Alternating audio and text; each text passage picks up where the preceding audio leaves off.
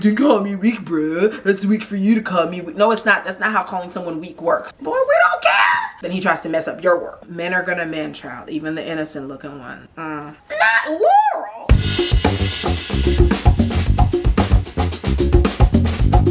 Hi guys, welcome back to my YouTube channel. My name is Comfort. Thank you so much for being with me today. I really do appreciate you. It is another challenge day. The challenge recap day here, y'all. And we are back with episode 6's recap. Another good one. Oh my God. And the same people are up to the same shenanigans. Like even worse this time actually though. Like they like double, triple down on the BS. For you to make moves that has made me like I find Laurel endearing and Night. Like I really think I like Laurel. Y'all pics have flown. Hell has frozen over. I'm putting a lot on it. But like, you know, I ain't never saw it for Laurel, but baby. We'll get into it, y'all. Go ahead and like, comment, and subscribe. Hit the post notification bell so you'll be notified when I post episode 7's recap. So y'all, if you don't remember what happened last episode, on episode 5, we saw that Laurel and Jack went up against, in the elimination, Colleen and Kim at the hands of Michelle and Jay in their shenanigans. But Laurel and Jack did come out victorious. Unfortunately, Colleen and Kim got sent home, y'all. So they're back in the house. And obviously Laurel is, you know, happy, but she's also pissed and feels like now she knows she needs to watch her back and that Michelle has put a target on her back. Michelle is like, oh, she's just gonna wait for it to blow over, which, girl, blow yourself over. Laurel is talking to Olivia about the fact that basically Michelle is weird and a liar. Like essentially that's the summary that we've all come to, because why did you do that? It didn't make any sense. So y'all, they go to the club, which it was weird. The last episode, they did not go to the club. Like it was very gloom and doom. They didn't get no club. Maybe because Burger King gave them food. They skipped the club, child. So they're at, you know, their little party or whatever they're having.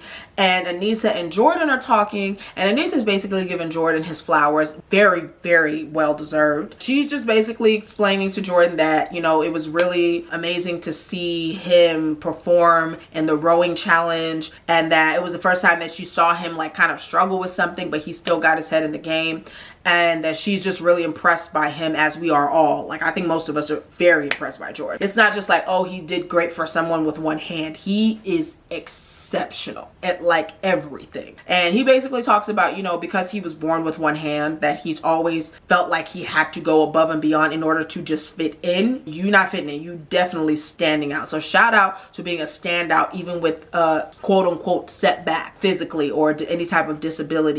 And Aneesa says she relates because not necessarily to the disability, but being somebody who is not always represented, that she feels very honored to be able to represent for Black Jewish women, and that little girls can come up to her and they see themselves in her, which is beautiful and great. It was a really nice moment. Basically, Bananas and Nany are talking about her mom and her grieving, and Bananas is just checking in to make sure that she's doing okay, because she knows that the competition and the challenge is not the best place to be grieving or to be going through any type of deep, raw emotion like that. And Nany is like, she's there because she wants to make her mom proud. She knows her mom would be sad if she wasn't there, and she wants to let Bananas know that she is in the game to win, and that she feels really comfortable and confident because he's her partner and she trusts him. They trust each other. He's gonna go all out for her. She's gonna go all out. It's great. Like they're definitely for real ride or dies, which is nice. So the next day happens and we're at, you know, their workout. Everybody's doing a workout. So Jack is minding his business, child. He's minding his pink-haired, just won an elimination business. And Jay want to come and bother this man after you throw him into elimination. Kilo Day, why are you bothering him? Like, who sent you? Tell them you didn't see him. Jay is purposely coming over to bother Jack because he feels like that'll stir up some type of banter.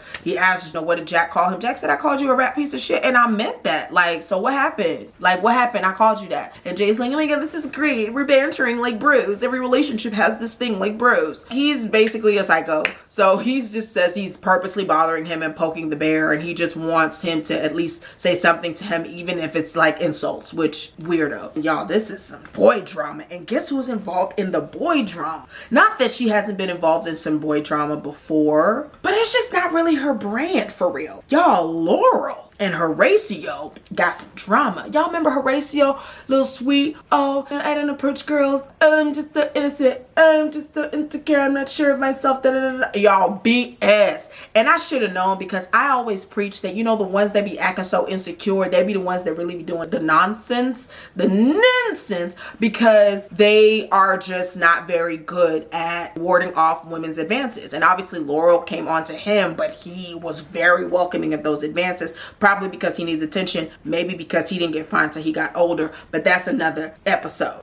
So basically, Horatio tells Laurel that he has a girl back home that he was trying to pursue before he came there. And that he, I guess, still wants to pursue her, because why bring it up if that's not your girlfriend and it's not somebody important to you? It's because it is somebody important to you. So Laurel is hurt. She moves out of the room, and she says because she doesn't want to get hurt, she already started developing feelings for him. He feels like bad about it, which, I mean, I believe he feels bad. He seems like the kind that would do bullshit and then feel bad about it, but then still do bullshit, but whatever. He says he didn't want to hurt her. And so Laurel is talking to Mariah about it, and Mariah's like, maybe you should talk. She's like, I don't even know what to say. I'm hurt. There's no way to avoid being hurt. She probably thought, because he was like a nice, sweet, young, innocent guy who seemed like unsuspecting and not sneaky and conniving and straightforward, that she could trust him. And it turned out that he wasn't that. That even the good guys, you know, be low-key F-boys. So yeah, she got her feelings hurt, and she's really, really hurt and like devastated, because she didn't even see it coming. Like with some other kind of guy, you might see it coming, so you have your guard up,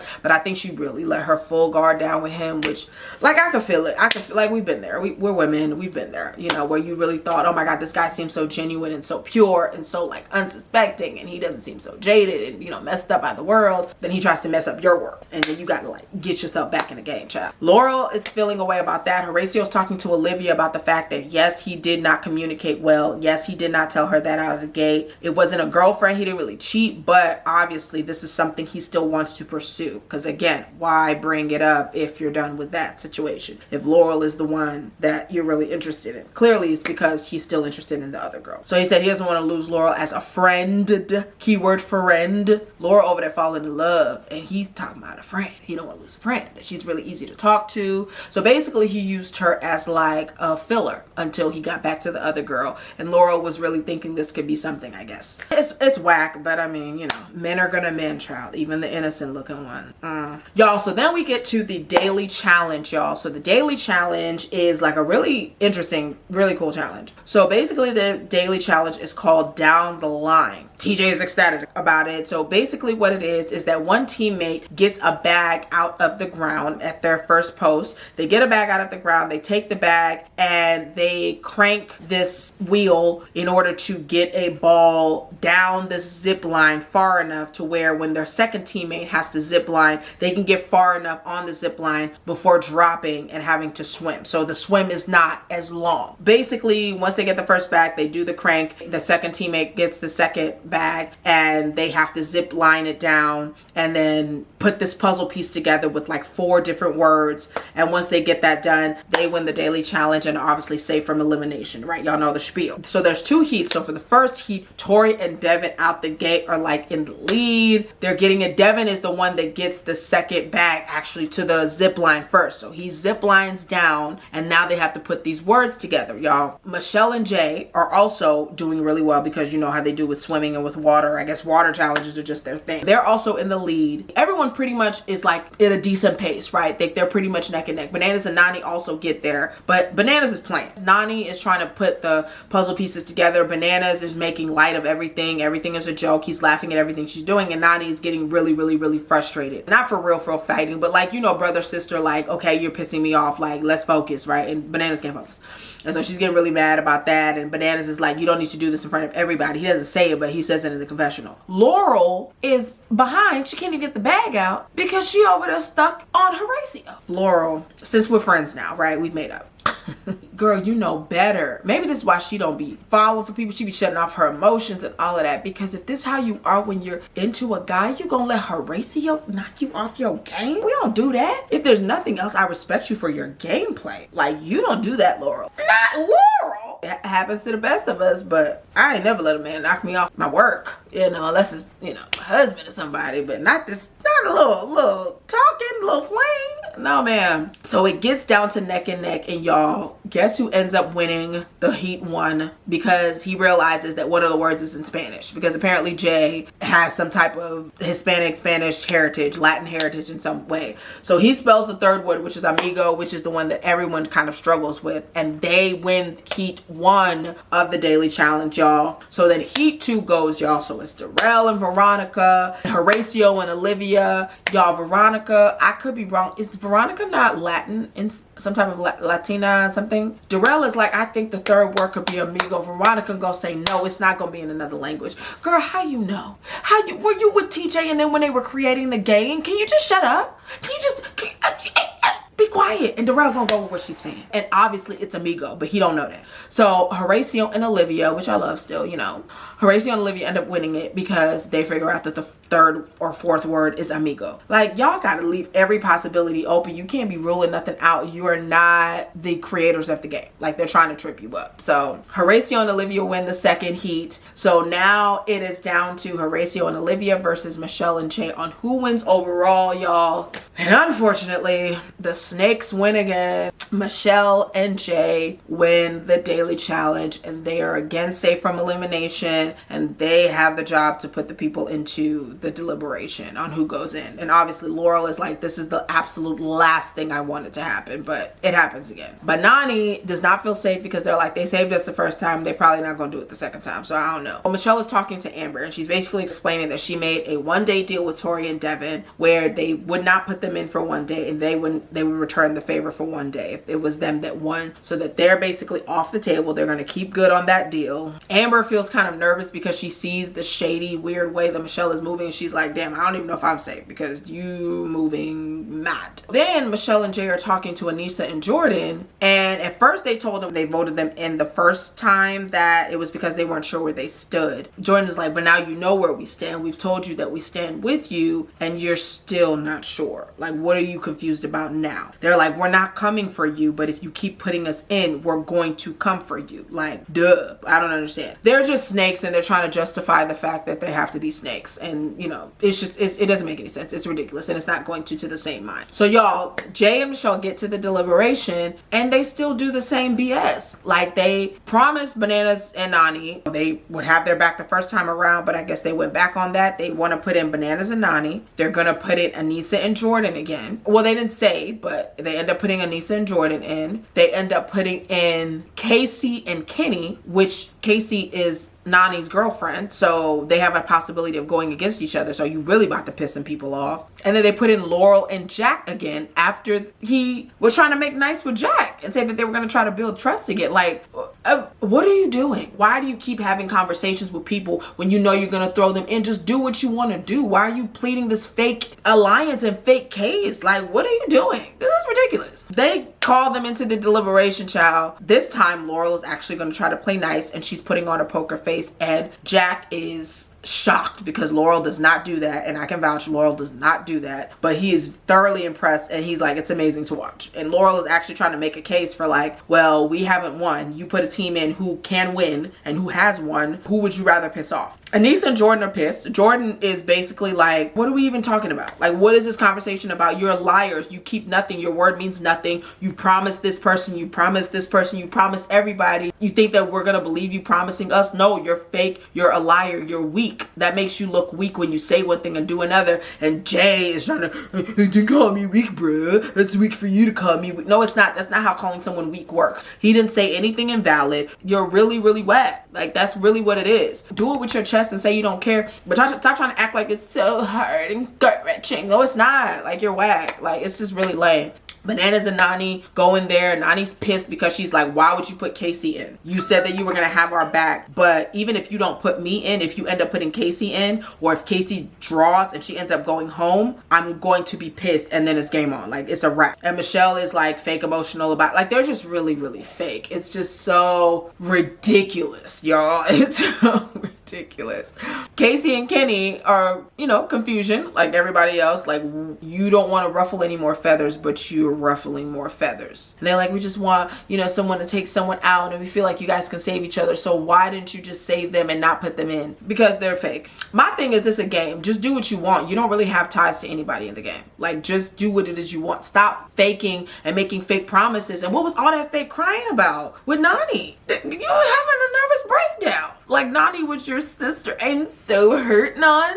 I'm so hurt. And Nany was looking like confusion. And this is why. Because you're a weirdo. Like, this girl is weird. So then we pan to Bananas and Nany talking about Nany being frustrated with the fact that Bananas was not playing to full capacity, that they could have avoided being in the position that they're in. They really might have won if he would have took it more serious. And Bananas is like, okay, he's going to put the BS to the side, and that he's going to take it more serious, and he's going to go hard for her. And they make up in that way. Casey comes in and basically says that, you know, she's kind of glad that they put him in, like, obviously it's a bad predicament, but she's glad that they showed their hand, that she's not going to be scared now going forward to put them in. She doesn't have to play nice. It is what it is at this point. Messy Fessel is back to his shenanigans with Laurel. And, you know, Laurel has been to herself and has been kind of down and sad about Horatio. And Fessy came in to swoop because, you know, Colleen is gone. So Fessy is over there flirting and paying Laurel compliments, hugs and kisses. And Horatio talking about he's jealous. Boy, of what? You're jealous of what? Like, go call your girl. Like, please. They don't give you guys phone calls in the house. Like, just don't be weird. Don't be annoying. But he's talking about he's jealous and he doesn't want her to get hurt with a guy like Fessy. Like, you hurt her? Mind your business. Hopefully she knows what's coming with Fessy. Like, Fessy's been with everybody in the house. At this point, like, if she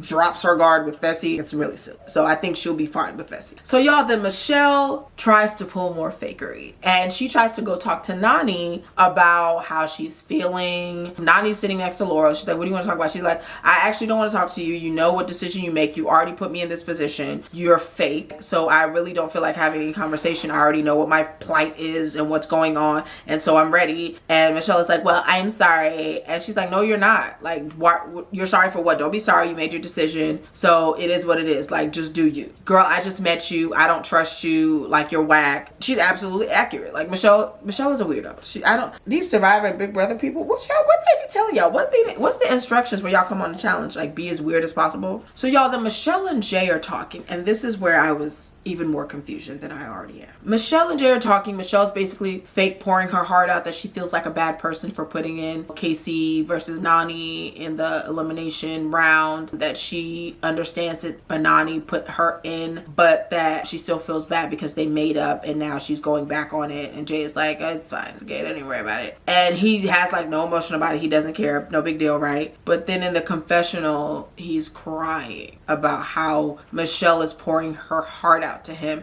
and she's giving him her heart, and so he wants to give her his, and she just feels like he's gonna comment below if y'all have some tea on, did they cut a scene out? Because I don't understand what happened. What are you crying for? What was emotional about what happened? And you didn't even cry in the moment when she's crying in front of you, but you cried on the confessional to us. We don't give a boy, we don't care if you don't get the hell off the screen crying crocodile goofy tears. Y'all are weird, y'all. So then we get to the elimination round, right? So not shocking, Jay and Michelle decide to put into the elimination because of the little tip that they had in the deliberation room, child. But you know, Jordan ain't never scared. They put in Aneesa and Jordan, and they make some stupid speech about emotions. It really got emotional, and Jordan's like, speaking of emotions, yeah, I think his feelings got hurt, that's why he put me in, but it's like, it's good, let's go, right? And now it's time for the draw. So it's Laurel and Jack, Nany and Bananas, and Casey and Kenny, y'all. So immediately Nany pulls the safe, right? So they pull the safe, and of course they save, mostly Nany, you know, chooses to save Casey because obviously that's her girlfriend, that's her real life ride or die. Her and Bananas are talking about how much they love Laurel and that this is a really horrible position to be put in, which it is. Like, it is tough, but obviously she's gonna pick her girl.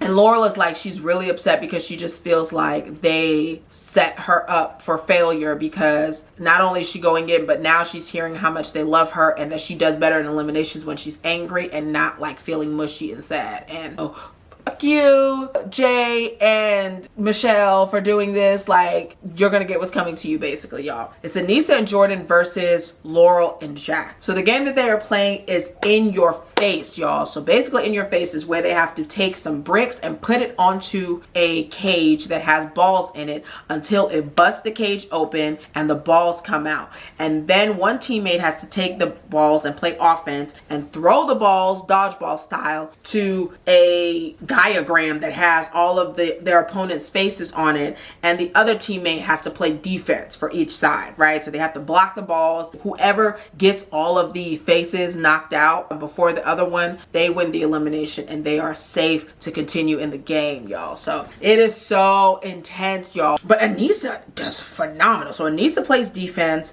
Jack is playing defense, right? Laurel is the one throwing the balls and Jordan is the one throwing the balls. Y'all, Jordan accuracy, I mean, listen, the boy's good. His accuracy, like Jack cannot stop him. He's actually encouraging Jack, but still Jack can't stop him. They chuck all the brick, and once it gets time to throw the balls, y'all, Laurel is trying to throw these balls. She seems a little bit defeated, but also Aneesa's really good. Aneesa's blocking it. She used to play this game when we was kids. We all used to play dodgeball, girl. So she's like, let me just, you know, channel some of that. And Aneesa does amazing. I think she blocked everything. Like Laurel could not get a shot off. And Jordan was like whipping. Right, like killing it, y'all. So it comes down to the wire. They kind of start to get a little bit neck and neck, y'all, but overall the person that wins, and I'm so happy and so excited for my good sis, is Aneesa and Jordan. They win the elimination, and unfortunately Laurel, and imagine me saying unfortunately to Laurel, what is going on? I like you now, Laurel, I really do. Shout out to Michelle and Jay revealing that I like you. Laurel and Jack unfortunately lose. They end up going home, but TJ does give them their flowers and says that Laurel is a beast. Laurel is like, she's happy that her and Jack were able to win at least one elimination. So Jack was able to know what that feels like, that they were able to work as a team and they love each other, obviously. And he also gave Aneesa her props, like, really, it's because you blocked everything that Laurel cannot get nothing off. Like, you are a beast. You deserve all your accolades in the game. Jordan is amazing as usual. And they are back in the game to continue competing for the $1 million, y'all. The best part is when Jordan looked straight at Jay's weak ass and was like, I told you, thanks coach. Like basically you coached me through it with your BS and I'm that dude. And you gonna remain that dude, you know. Let me know what you guys thought of the episode. Like, how annoyed are you by Michelle and Jay's gameplay? Like, I am just so... You know what I'm annoyed by? I'm not annoyed about the big, like, put the big people in. That's what you do. Like, it is what it is. Whatever, right? It's just stop being fake. You don't have to be fake. You don't have friends. Like, that's what makes you, like, real snake-like. Stop being a snake. Like, stand on your shit. And stop playing the weak-ass, weirdo victim role. Like, that's weird. Let me know your thoughts. Go ahead and like, comment, and subscribe. Hit the post notification bell so you'll be notified when I post another video. And I'll see you guys next time. Bye.